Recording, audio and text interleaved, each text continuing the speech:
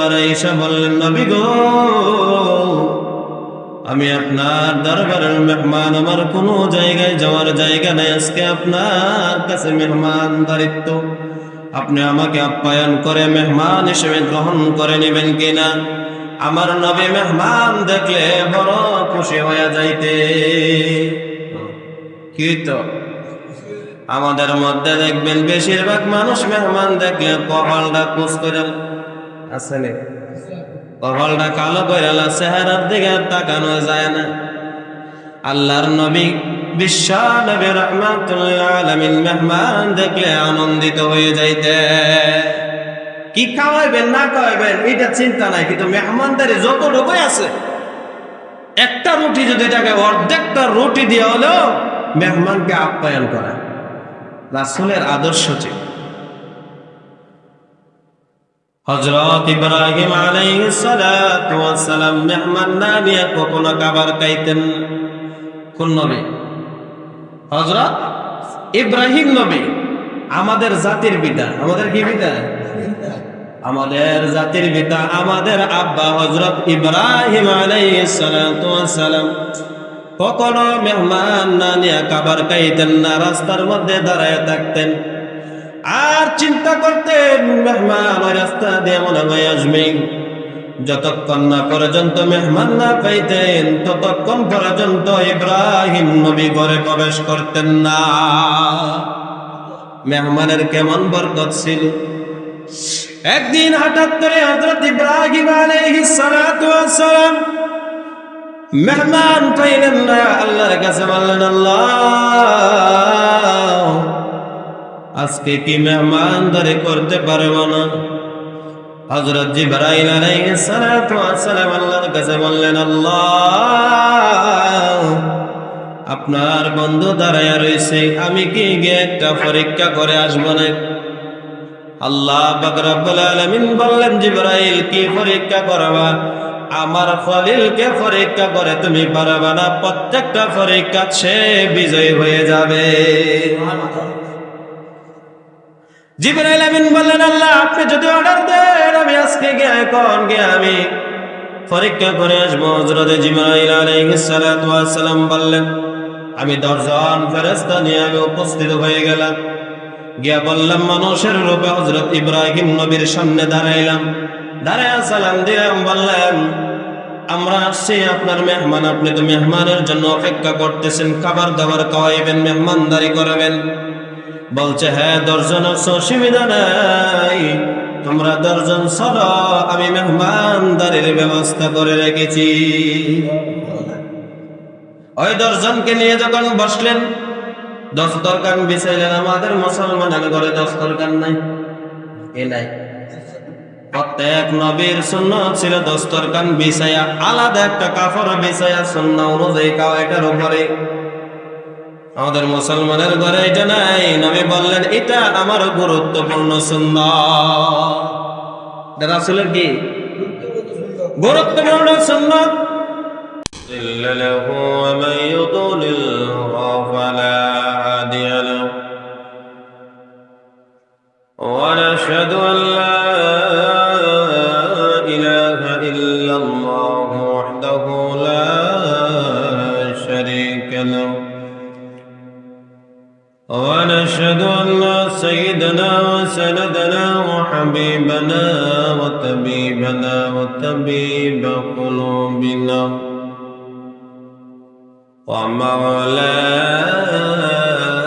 ومولانا محمدا عبد الله ورسوله الذي أرسله بالحق بشيرا ونذيرا وداعيا إلى الله بإذنه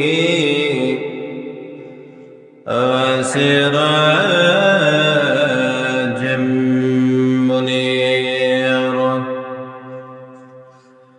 أما بعد فقد قال الله تعالى في كلامه المجيد وفي فرقانه الحميد أعوذ بالله من الشيطان الرجيم بسم الله الرحمن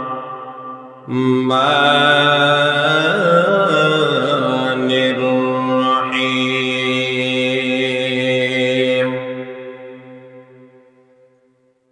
يا أيها الذين آمنوا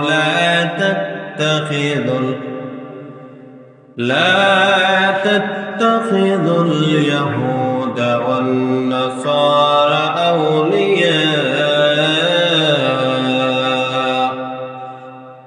بعضهم أولياء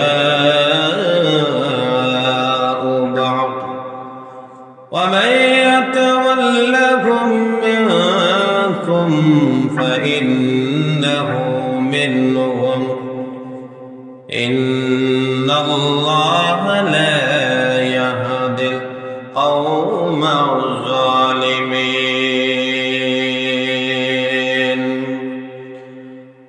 عن ابن عمر قال قال رسول الله صلى الله عليه وسلم من تشبه بقوم فهو منهم أو كما قال عليه الصلاة والسلام. صدق الله العظيم وصدق رسوله النبي الكريم ونحن على ذلك لمن الشاهدين والشاكرين والذاكرين والحمد لله رب العالمين. إن الله وملائكته يصلون على النبي يا أيها الذين آمنوا صلوا عليه وسلموا تسليما. اللهم صل على محمد وعلى آل محمد كما صليت على إبراهيم وعلى آل إبراهيم إنك حميد مجيد. اللهم بارك على محمد وعلى آل محمد كما باركت على إبراهيم وعلى آل إبراهيم إنك حميد مجيد. আল্লাহ রাব্বুল আলামিনের দরবারে অসংখ্য গণিত শুকর ও সুজুদ যে আল্লাহ পাক অত্যন্ত দয়া করে মায়া করে মহব্বত করে রজব মাসের প্রথম শুক্রবার, কি মাসে প্রথম শুক্রবার আমাদেরকে আল্লাহ পাক দয়া করে মায়া করে পৃথিবীর সর্বশ্রেষ্ঠ জায়গা আসার এবং বসার তৌফিক দিয়েছে। 2 রাকাত আল্লাহর ফরজ বিধান এবং খুতবা শোনার মতো সুযোগ করে দিবেন, তার জন্য আমরা সকলে বলি আলহামদুলিল্লাহ। শুকরিয়া চলবে কার? সব সময় শুকরিয়া আল্লাহর চলবে। আল্লাহর রাসূল সাল্লাল্লাহু আলাইহি ওয়াসাল্লাম বলেন, 2টা জিনিস করার পর তোমরা দোয়া শুরু করো। কয়টা জিনিস? একটা হলো আল্লাহর প্রশংসা। কার প্রশংসা? আল্লাহর প্রশংসা দিয়ে শুরু করতে হবে। আমরা অনেকে আছি দর্শক আল্লাহুম্মা আমিন, কি কয়? আল্লাহুম্মা আমিন অর্থ কি? আল্লাহ আপনার দোয়া কবুল করুন। কি কবুল করবো? দোয়া শুরু করার আগে বলতে হবে আলহামদুলিল্লাহ রাব্বানা যালামনা আনফুসানা ওয়া ইল্লাম তাগফির লানা। সর্বপ্রথম শব্দটা হবে আলহামদুলিল্লাহ। কি শব্দ হবে? রাসূল বলছেন আলহামদুলিল্লাহ। 2 নাম্বার, দোয়ার আগে অন্তত পক্ষে একবার হলো দুরূদ শরীফ পড়ে নেওয়া। কয়বার? একবার হলো দুরূদ শরীফ। দুরূদ শরীফ ছাড়া দোয়া আসমানও ঝুলন্ত অবস্থা থাকে। দুরূদ শরীফ ছাড়া ঝুলন্ত অবস্থা থাকে। দুরূদ পড়ে নিবেন, যতক্ষণ না পর্যন্ত দুরূদ পড়ছেন ততক্ষণ পর্যন্ত দোয়া আসমানে গিয়ে ওঠে না। আল্লাহু আকবার। তাহলে আমরা দোয়ার আগে কয়টা জিনিস করতে হবে? 1 নাম্বার আল্লাহর প্রশংসা, 2 নাম্বার রাসূলের উপরে দরুদ। এইগুলো পরে আমরা কি শুরু করব? দোয়া। এখন থেকে যত জায়গা দেখবেন অনেক আলেমরা এই ভুলগুলো করে থাকে। দেখেন দোয়ার আগে শুরু করে দেয় আল্লাহুম্মা আমিন। সর্বপ্রথম কি বলতে হবে? আলহামদুলিল্লাহ। তাহলে যে কোনো জায়গার মধ্যে হোক দোয়া করার সময় 2টা জিনিস মাথায় রাখতে রাসূল বলেন, তোমাদের দোয়া আসমানের উপরে উঠে যায়। সুবহানাল্লাহ। আমি কুরআনুল কারীমের সূরাতুল মাইদার একটি আয়াত 51 নম্বর আয়াত তেলাওয়াত করেছি। অসংখ্য হাদিস থেকে একটি হাদিসের টুকরা তেলাওয়াত করেছি। আমাদের বাংলাদেশে ইহুদি খ্রিস্টান নাসারাদের কালচার ঢুকে গেছে। তার যারা যেমন অনুষ্ঠান করে আমরা যারা অনুষ্ঠান করেনি। এই যে বছরের শেষ এবং আরেক বছর ঢোকার আগে রাত্রিকে বলা হয় 31st নাইট। কি বলা হয়? 31st night. এটা আমাদের বাংলাদেশও ঢুকে গেছে। এদিন রাত্রে দেখবেন শহরে, আপনারা গ্রাম অঞ্চলে থাকেন কিচ্ছু বোঝেন। শহরে গেলে শব্দ দূষণের কারণে মানুষ ঘুমাইতে পারে না। গত 2 বছর আগে এই শব্দের কারণে একটা শিশু বাচ্চা হার্ট বলবে জাগাত মারা গেছে। কিসের জন্য? এই শব্দ করার কারণে। মানুষ, আপনি এমন কাজ করবেন যেন মানুষের কষ্ট না হয়। কি কইছে বলেন তো? মানুষের কষ্ট যেন না হয়। আপনি গান শুনেন, একা দরকার ব্লুটুথ লাগায় সারাদিন শুনেন, ঘুমায় বা আপনার অসুবিধা কি? আমার অসুবিধা কি? গান শুনবেন, আপনি একা শুনেন, আরেকজনের লইয়া শোনান লাগবে, এটা আবার কোত্থেকে শিখছেন? আপনি গুনাহ করতেছেন, একা করেন, 10 জনকে নিয়ে গুনাহ করেন কেন? আপনি একা মনে চাইছে গুনাহ করতেন, আপনি একা করেন, কিন্তু 10 জনকে গুনাহগার বানানোর দরকারটা কি? এই 10 জন তো আপনাদের গুনাহগার বানাইতেছেন, এই 10 জন তো হাসরের ময়দানে সাক্ষী দিব। তবে এত গুনাহ করছে আমাদেরকে লইয়া করছে, সাথে একসাথে করছে। তাহলে এদিন রাত্রে এই যে আমাদের 31 তারিখ, তারটি অর্থ হলো 30। তারটি অর্থ কি? 30। ফার্স্ট অর্থ হলো প্রথম, নাইট অর্থ রাত। একসঙ্গে লাগাইলে 31 তারিখ রাত। 31 তারিখ রাত। ওই রাতে 12টার পর থেকে আপনার দেখবেন মুসলমান কিছু আছে, নাচানাচি, ফালাফালি, তারপরে বিভিন্ন ধরনের শব্দ দোসরগুলা, ওইগুলা দেখবেন বোমা বাজি যা আছে সবগুলা ফাটা। এটা আপনার 1752 সালে এক জমির সিজার নামক এক ব্যক্তি, এটা তারা ইহুদি ছিল, কি ছিল? খ্রিস্টান ছিল। তারা এটা শুরু করেছিল। তারা অগ্নি পূজা করত। সিজার নামক একটা দেবীর নাম আছে, সিজার। কি নাম? দেবীর নাম একটি সিজার আছে। এই সিজার নামে ওই রাত্রে এর নামও সিজার লাগছে মহাব্বত করে। সে ছিল খ্রিস্টান, ইহুদি, বৌদ্ধ। তারা অগ্নি পূজা করত, বাতাস পূজা করত, পানি পূজা করত, সূর্য পূজা করত, আগুন পূজা করত। তারা এটা পালন করছে। যদি আমরা বছরের প্রথম দিন রাত্রে এটা আমরা পালন করে, আমাদের জন্য সারা বছর ভালো যায়। সারা বছর কি যাবে? ভালো রাখার মালিক কে? তারা আল্লাহকে মানত না। তারা প্রকৃতির পূজা করত, সূর্যের পূজা করত, কিন্তু সূর্য দিচ্ছেন কে? আগুনের পূজা করতে আগুন দিয়েছেন কে? পানির পূজা করতে পানি দিয়েছেন কে? দেব দেবীর পূজা করতে মাটি না দিলে তাদের 14 গোষ্ঠীও দেবতা বানাইতে পারতো না, ঠিক কিনা? দিয়েছেন কে? আল্লাহ। তাহলে সব কিছুর মূলে আল্লাহ, কিন্তু আল্লাহ যাকে সৃষ্টি করছে তারার পূজা করে, কিন্তু আল্লাহ ইবাদত করে না। আল্লাহ ইবাদত করে না।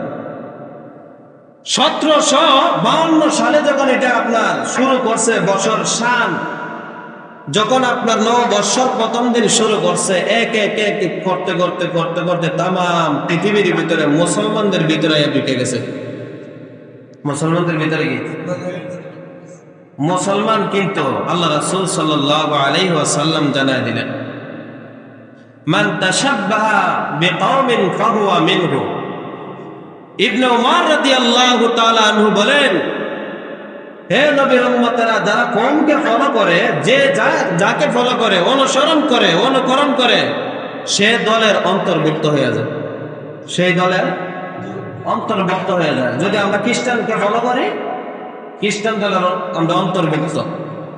যদি আমরা ইহুদিকে আমরা ফলো করি, অনুসরণ করি, অনুকরণ করি, তাহলে ইহুদিদের আমরা দলভুক্ত হয়ে গেলাম। আমরা এগুলো হইতে চাই, কিন্তু ফলো করে কি করে? ফলো করে কিনা? আমাদের বিয়া শাদীর মধ্যে গায়ে হলুদ নাই? গায়ে হলুদ করতে গাইছে সবাই কনা। হিন্দুরা গায়ে হলুদ ছাড়া বিয়া হলে, কিন্তু মুসলমানের গায়ে হলুদ ছিল না, কিন্তু হিন্দুদের দিকে তারা এটা নিয়ে আসছে। আরো যত অনেক কিছু আছে, গান বাজনা কিন্তু মুসলমানের বাড়িতে আগে ছিল না। যে নবী আগমন করেছেন, এই নবী বলছে আমি গান বাজনা বাদ্যযন্ত্র ধ্বংস করার লেগে আইছি। আর আমাদের মুসলমানরা বাদ্যযন্ত্র লইয়া ঘুমায়, ঠিক না? বাড়ির মধ্যে বাজা না, বাজাতে হইলে বোঝা গেল নবীরে ভালোবাসে। নবী আমি ধ্বংস করার লেগে আইছি, আর তারা আমরা এটা পালন করার লেগে আইছি। এটা কি নবীর ভালোবাসা? হযরত ওমর রাদিয়াল্লাহু তাআলা আনহু বলেন, যে এলাকার ভিতরে, যে মহল্লার ভিতরে, যে জায়গার ভিতরে আমি শুনতাম গানের আওয়াজ, আমি 2টা আঙ্গুল কানের মধ্যে ঢুকাই দিতাম, দিয়া আমি মনে মনে ভাবতাম যেন আমার কানের মধ্যে এই শব্দ না আসে। কেন? যে রাসূল আসছে ওইগুলা ধ্বংস করার জন্য, এগুলা আমি শুনবো কিভাবে? এগুলা শোনো তো গুনাহের কাজ। আর আমরা প্রতিটা ঘরে ঘরে আমরা শুনি, ঠিক না? তাইলে আমরা কি রাসূলের অনুসরণ প্রকৃতভাবে করতে পারতেছি? সঠিকভাবে করতে পারতেছি? পারতেছি। আল্লাহ তাআলা জানায় দিলেন সূরাতুল মাইদার 51 নম্বর আয়াতের মধ্যে, ইয়া আইয়ুহাল্লাযীনা আমানু লা তাত্তাখিযুল ইয়াহুদা ওয়ান নাসারা আওলিয়া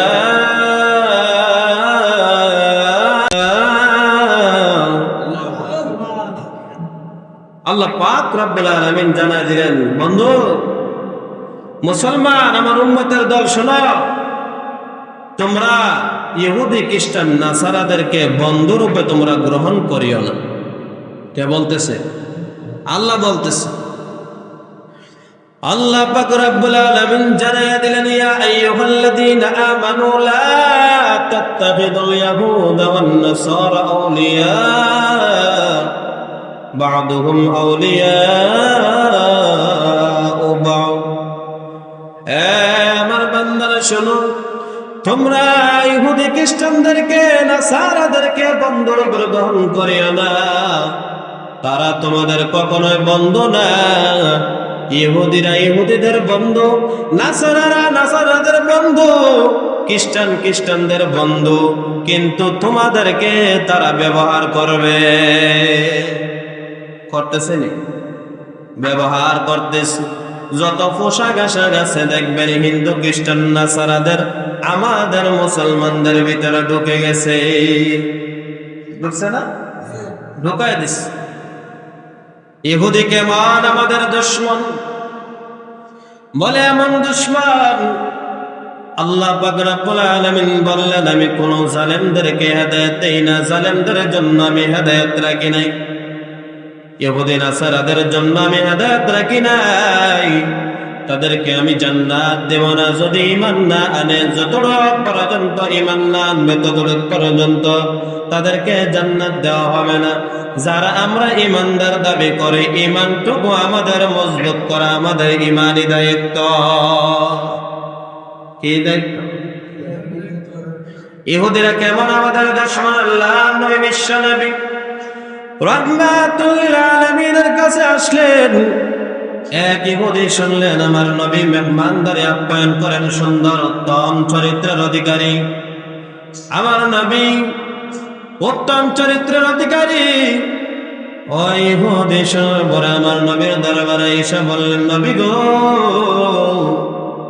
আমি আপনার দরবারের মেহমান, আমার কোনো জায়গায় যাওয়ার জায়গা নেই, আজকে আপনার কাছে মেহমানদারিত্ব, আপনি আমাকে আপ্যায়ন করে মেহমান হিসেবে গ্রহণ করে নেবেন কিনা? আমার নবী মেহমান দেখলে বড় খুশি হয়ে যাইতে। কি তো আমাদের মধ্যে দেখবেন বেশিরভাগ মানুষ মেহমান দেখলে কপালটা কুচ করে আসলে, কপালটা কালো করে চেহারার দিকে তাকানো যায় না। আল্লাহর নবী বিশ্ব নবী রাহমাতুল আলামিন মেহমান দেখলে আনন্দিত হয়ে যাইতে। কি খাওয়াইবেন না খাওয়াইবেন এটা চিন্তা নাই, কিন্তু মেহমানদারি যতটুকুই আছে, একটা রুটি যদি তাকে অর্ধেকটা রুটি দিয়ে হলো মেহমানকে আপ্যায়ন করা রাসূলের আদর্শ ছিল। হযরত ইব্রাহিম আলাইহিস সালাতু ওয়াস সালাম মেহমান না নিয়ে কখনো খাবার খাইতেন। কোন নবী? হযরত ইব্রাহিম নবী, আমাদের জাতির পিতা। আমাদের কি পিতা? আমাদের জাতির পিতা, আমাদের আব্বা হযরত ইব্রাহিম আলাইহিস সালাতু ওয়াস সালাম কখনো মেহমান না নিয়ে খাবার খাইতেন না, রাস্তার মধ্যে দাঁড়ায় থাকতেন আর চিন্তা করতেন মেহমান ওই রাস্তা দিয়ে মনে হয় আসবে। যতক্ষণ না পর্যন্ত মেহমান না পাইতেন ততক্ষণ পর্যন্ত ইব্রাহিম নবী ঘরে প্রবেশ করতেন না। মেহমানের কেমন বরকত ছিল! একদিন হঠাৎ করে হযরত ইব্রাহিম আলাইহিস সালাতু ওয়াস সালাম মেহমান পাইলেন না। আল্লাহর কাছে বললেন, আল্লাহ, আজকে কি মেহমানদারি করতে পারবো না? হযরত জিবরাইল আলাইহিস সালাতু ওয়াস সালাম আল্লাহর কাছে বললেন, আল্লাহ, আপনার বন্ধু দাঁড়ায়া রয়েছে, আমি কি গিয়ে একটা পরীক্ষা করে আসবো না? আল্লাহ পাক রব্বুল আলামিন বললেন, জিবরাইল, কি পরীক্ষা করবা? আমার খলিলকে পরীক্ষা করে তুমি পারবা না, প্রত্যেকটা পরীক্ষা সে বিজয়ী হয়ে যাবে। জিবরাইল আমিন বললেন, আল্লাহ, আপনি যদি অর্ডার দেন আমি আজকে গিয়ে এখন গিয়ে আমি পরীক্ষা করে আসবো। হযরত জিবরাইল আলাইহিস সালাতু ওয়াস সালাম বললেন, আমি 10 জন ফেরেশতা নিয়ে আমি উপস্থিত হয়ে গেলাম। গিয়া বললাম, মানুষের রূপে হযরত ইব্রাহিম নবীর সামনে দাঁড়াইলাম, দাঁড়ায় সালাম দিলাম, বললেন, আমরা আসছি আপনার মেহমান, আপনি তো মেহমানের জন্য অপেক্ষা করতেছেন, খাবার দাবার খাওয়াইবেন, মেহমানদারি করবেন। বলছে, হ্যাঁ, 10 জন অসুবিধা নাই, তোমরা 10 জন চলো, আমি মেহমানদারির ব্যবস্থা করে রেখেছি। ওই 10 জনকে নিয়ে যখন বসলেন, দস্তরখান বিছাইলেন। আমাদের মুসলমানের ঘরে দস্তরখান নাই, এ নাই। প্রত্যেক নবীর সুন্নাত ছিল দস্তরখান বিছাইয়া আলাদা একটা কাপড় বিছাইয়া সুন্নাহ অনুযায়ী খাওয়া, এটার উপরে। আমাদের মুসলমানের ঘরে এটা নাই। নবী বললেন, এটা আমার গুরুত্বপূর্ণ সুন্নাত। রাসূলের কি গুরুত্বপূর্ণ সুন্নাত? রাসূল সাল্লাল্লাহু আলাইহি ওয়াসাল্লাম বলেন, প্রত্যেকটা নবীর এই সুন্নাত ছিল। হযরত ইব্রাহিম নবী যখন দস্তরখান বিছাইয়া তাদেরকে খাবার দাবার সব কিছু পেশ করা হয়েছে, সামনে আগমন করা হয়েছে, জিবরাইল আমিন ডাক দিয়া বলেন, ও খলিল, আমি তো আসছিলাম আপনাকে পরীক্ষা করার জন্য। আমরা মানুষ না, আমরা হলাম আসমানের ফেরেশতা, আল্লাহর পক্ষ থেকে এসেছি। হযরত জিবরাইল আলাইহিস সালাম বললেন, আল্লাহ পাক আমাদেরকে খাবারের মতো আমাদেরকে এরকম সাহস দেন নাই, খাবারের জন্য আমাকে বানান নাই, আমাদেরকে খাবার খাওয়ার জন্য বানানো হয় নাই, আমরা খাবার খাই না। তখন বললেন, আপনাকে শুধু জাস্ট আমরা পরীক্ষা করার জন্য আসছিলাম, পরীক্ষার মধ্যে আপনি উত্তীর্ণ হয়ে গেছে। আল্লাহ, কেমন ছিলেন? ইহুদি আয়েশা আল্লাহর নবীর সামনে দাঁড়াইলেন, দাঁড়ায় বলতেছে, ইয়া রাসূলুল্লাহ, ইয়া হাবিবাল্লাহ, নবী গো, আমি আসছি আপনার মেহমানদারির কথা শুনেছি। আল্লাহর নবী বললেন, আমার যখন মেহমান হয়ে গেল, আমি একটি বকরীর থেকে আমি দুধ দহন করি। ওই ইহুদি আমাকে বলতেছে, নবীজি বললেন, ইহুদি বলতেছে আমার বড্ড খিদা লাগছে। বড্ড খিদার কারণে নবীকে বললাম, নবী খিদা লাগছে, আমাকে খাবারের ব্যবস্থা করে দেন। নবীজি একটি বকরী দহন করিয়া দুধ পুরাটা দিয়ে দিলেন, হাতের মধ্যে একটি পেয়ালার মধ্যে দিয়ে দিলেন। দেওয়ার সাথে সাথে ইহুদি বলে, আমি এক নিঃশ্বাসে টান দিয়া সারা দুধ খেয়ে ফেললাম। আল্লাহর নবী বললেন, ও ইহুদি যখন দুধ পান করে নিল, পান করার সাথে সাথে ইহুদি বলতেছে, আমার খিদা এখনো নিবারণ হয়নি, আমার খিদা রয়ে গেছে। আল্লাহর নবী বললেন, তারপরে আবার একটি বকরী আমি দুধ দহন করে তার সামনে উপস্থাপনা করলাম। সে আবার এক নিঃশ্বাসে সবটুকু দুধ খেয়ে ফেললো। আবার বলতেছে, আমার খিদা নিবারণ হয় নাই।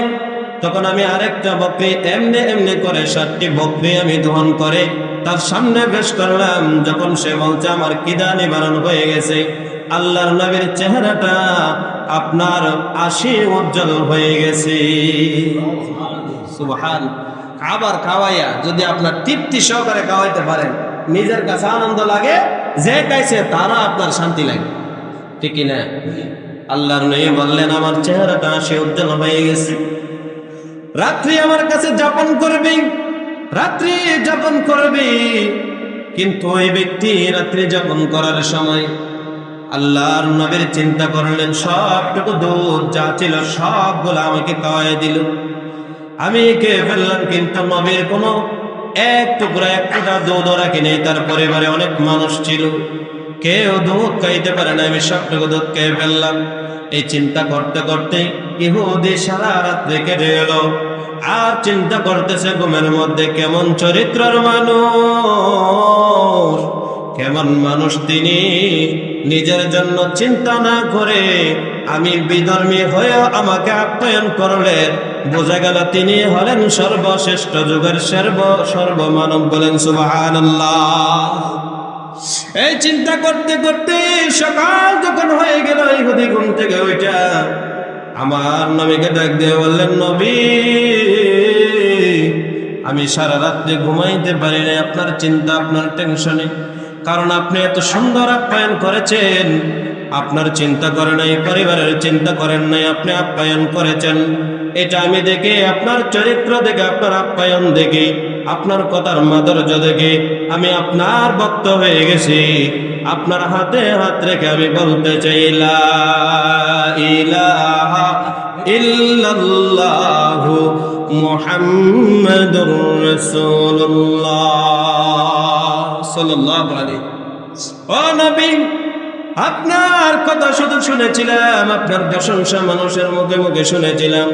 আজকে আমি নিজ চোখে দেখতে পারছি, আপনি আসলে আপনি সারা পৃথিবীর উত্তম চরিত্র মানুষ যারা আছে সব থেকে আপনি হলেন লিডার। সুবহান। আমার নবীর চরিত্র দেখে কাফের মুশরিকরা পর্যন্ত মুসলমান হয়ে যায়। কি হয়ে যেত?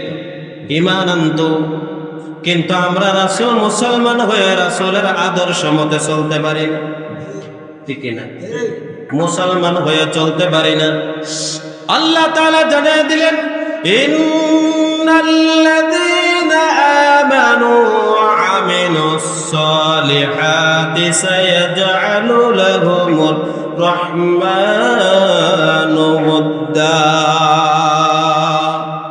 আল্লাহ তাআলা জানিয়ে দিলেন, ইন্নাল্লাযীনা আমানু, নিশ্চয় যারা ঈমান এনেছে, ওয়া আমিলুস সালিহাত, যারা নেক আমল করেছে, সায়াজআলু লাহুমুর রহমানু উদ্দা, রহমানের বান্দাদেরকে ডেকে ডেকে বলে, হে আমার বান্দারা, জমিনের মধ্যে এমন একজন মানুষকে আমি ভালোবাসি, এমন একজন মানুষকে আমি পছন্দ করি, ওই মানুষগুলাকে তোমরা জমিনের মানুষগুলো ভালোবাসা পছন্দ করে না।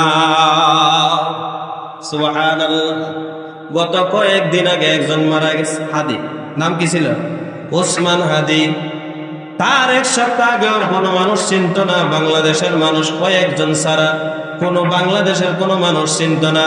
কিন্তু যখন শহীদ হয়ে গেল, গোটা বাংলাদেশের নয়, গোটা পৃথিবীর মানুষ তাকে চিনে নিয়েছে, ঠিক কিনা?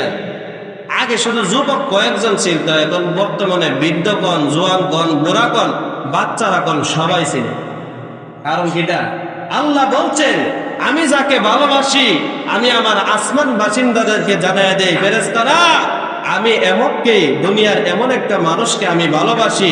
আসমানের বাসিন্দারা আবার ওই আসমানের নিম্ন আসমানদের ফেরেশতাদেরকে জানায় দেয় যে আল্লাহ ওই বান্দাকে ভালোবাসে। আবার আসমানের ফেরেশতারা আবার জমিনে যারা মানুষ আছে তাদের কানে কানে পৌঁছাইয়া দেয় যে আমরাও ভালোবাসি, আল্লাহ ভালোবাসেন, তোমরাও ওই ব্যক্তিকে ভালোবাসা শুরু করে দাও। পৌঁছাইয়া দেন কে? আল্লাহ। প্রত্যেকটা কানে কানে পৌঁছাইয়া, প্রত্যেকটা মানুষের অন্তরের ভিতরে মহাব্বত আছে না নাই? যারা দিনের জন্য শহীদ হন, কিসের জন্য? দিনের জন্য, কোরআনের জন্য যারা শহীদ হয়, জীবন বিলিয়ে দেয়, তারা কোনো কিছুর পরোয়া করে না। তারা কোনো কিছুর কি করে না? পরোয়া করে না, তোয়াক্কা করে না। তারা চায় যে দিনের, ইসলামের, কালেমার পতাকা আমরা বাংলার জমিনে নয়, পৃথিবীর জমিনে আমরা উড়াইতে চাই। এটা যারা আল্লাহর রাস্তায় একমাত্র থাকে, তাদেরই শুধু তামান্না থাকে। তাদের কি থাকে? মনের ভিতরে থাকে। অনেকে আছে গো হুজুর, আমি একলা কিছু করতাম না, সমাজ আছে না?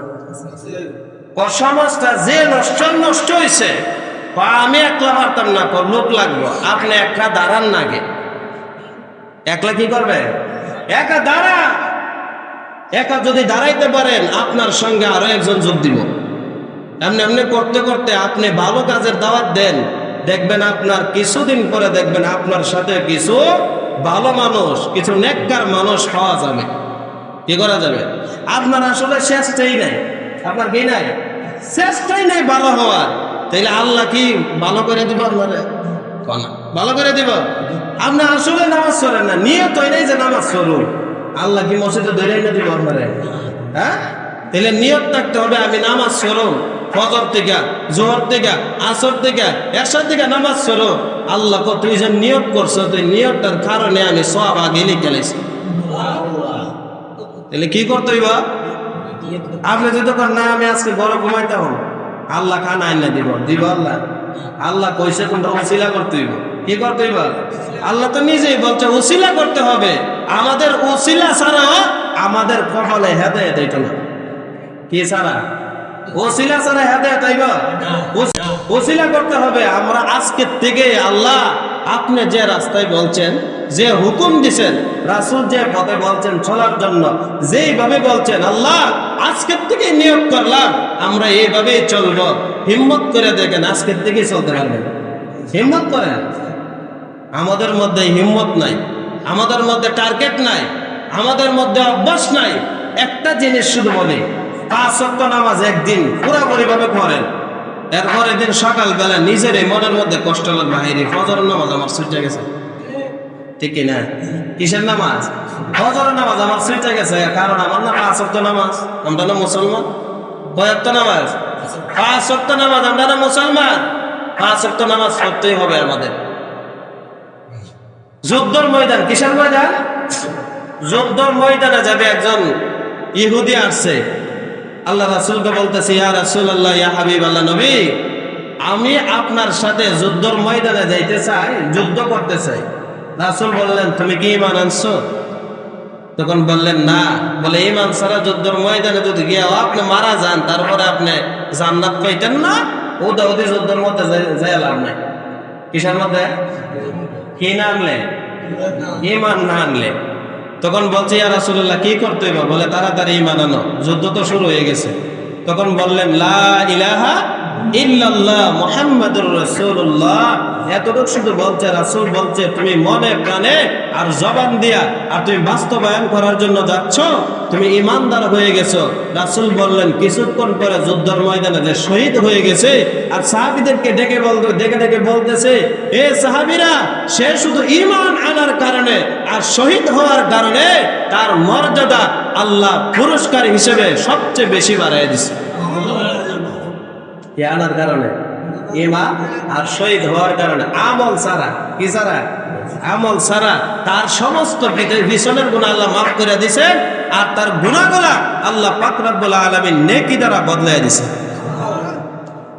তাহলে নেক আমল করতে হবে কি না? অনেকে আছে নেক আমল করার সময় অনেকে কর, এই মুরব্বী সার দোকানে বেরিয়েছে, নামাজের দিকে মরবেন। আচ্ছা, যে কইতেছে এর লাগি কি নামাজ নাই? নামাজ আছে না নাই? জওয়ানটির লেগে নামাজ জরুরি, যুবকটির লেগে নামাজ জরুরি। কারণ যুবক যখন সেজদা দেয় আল্লাহর আরশ পর্যন্ত পৌঁছে যায়। মুরব্বী যারা আছে নামাজ পড়ে, এটা হলো বোনাস। এটা কি বোনাস? বুঝেননি? সারা জীবন কাজ করছি, মুরব্বী বয়সে কোনো কাজ নাই, এটা হলো বোনাস।